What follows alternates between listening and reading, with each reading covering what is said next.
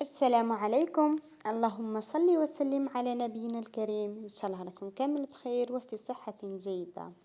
نقدم لكم اليوم وصفة تقليدية جزائرية اللي هي البغرير.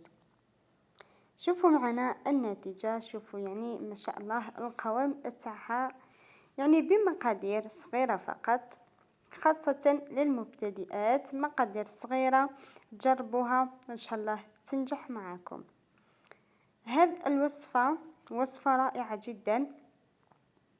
شوفوا معنا القوام تاعها ما شاء الله بمقادير بسيطة متواجدة في كل بيت. وهنا في التقديم ندهنهم بالعسل بعد ما دهناهم زيت الزيتون، وكاين يرش عليهم السكر وكاين يتناولهم فقط بالزيت بهذا الشكل الجميل. على بركة الله ننتقل مع بعض إلى طريقة التحضير. أول حاجة نحتاج كأسين من سميد الرطب، لكل كأس نديروا له ملعقة من الفرينة، كل كأس نديروا له ملعقة بمعنى ملعقتين من الفرينة. ونحتاج ملعقة قهوة سكر، شوفوا معنا الملعقة المقدار تاعنا. ونحتاج كذلك ملعقة قهوة خميرة الخبز، ونحتاج كذلك ملعقة صغيرة من الخميرة الكيميائية. أول سر لنجاح البغرير هو أننا نحرك النواشف كلهم مع بعضهم بهذا الشكل بدون إضافة الملح بهذه الطريقة الجميلة. الآن جيبوا الماء، نحتاج كأسين من الماء. كأول مرحلة نحتاج كأسين فقط من الماء، نضيفهم مباشرة بهذا الشكل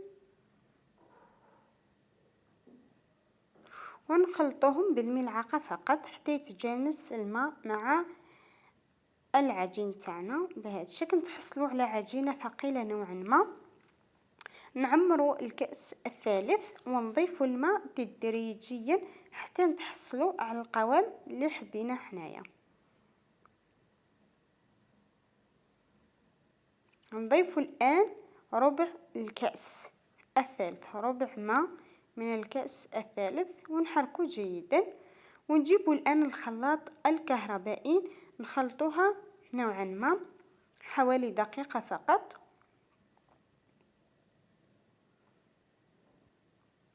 نشوفوا القوام مازال ثقيل، نضيفوا ربع كأس ماء آخر، كذلك نضيفوا الربع من الماء، بمعنى أخذت معنا هذه الوصفة كأسين ونصف من الماء.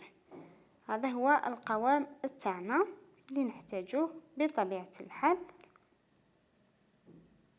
نعاود نجيبوا الخلاط الكهربائي نخلطوها من دقيقتين إلى 3 دقائق فقط حتى تبدأ الرغوة تخرج من العجين تاعنا بهذا الشكل.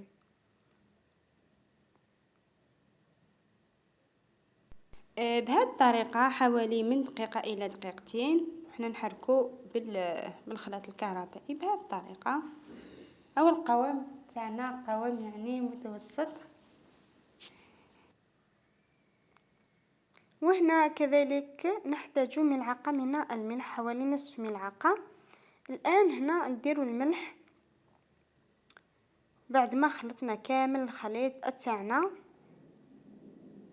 بهذا الشكل، ونخلوها تخمر يعني أمام المدفأة لمدة 10 دقائق على الأكثر، نغطيوها بطبيعة الحال. شوفوا معنا الخليط تاعنا بعد ما خمر جيدا، نعاود نهبطوا له الخميرة تاعنا. إذا شفتوه يعني ثقيل بزاف زيدوا له القليل من الماء الدافئ، وطيبوا البغرير تاعكم على الطاجين ولا على مقلاة مليحة هكذا خشينة بهذا الشكل. وانتم احرار يعني في الحجم تاع الحبة تاع البغرير تاعكم كما حبيتوا تطيبوهم بهذا الشكل بهذه الطريقة. سهلين بسيطين ويعني وصفة ناجحة من أول تجربة. إن شاء الله تجربوها وتنال إعجابكم. شوفوا معنا كيفاش طابوا ما شاء الله. نكملوا نطيبوا البغرير تاعنا بهذا الشكل. شوفوا مطقب يعني ما شاء الله، وصفة ناجحة.